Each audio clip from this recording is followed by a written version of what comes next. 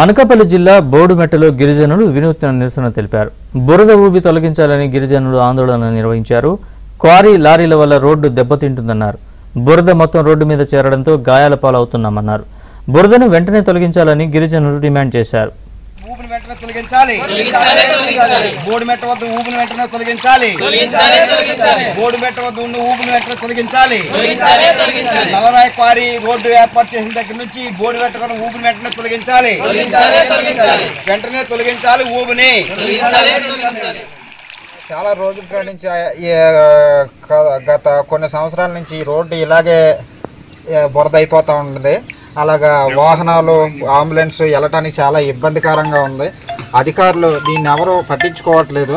దీన్ని మాత్రం ఈ బురదను తొలగించేసి మాకు రోడ్డు శాంక్షన్ చేసి వేయిస్తారని కోరుకుంటున్నాం. మరి చాలా ఇబ్బందులు పడుతున్నారు ప్రజలు. మొత్తం నడవడానికి కూడా ఈ బురదలో ఇంత లోతుకి దిగబడిపోతుంది.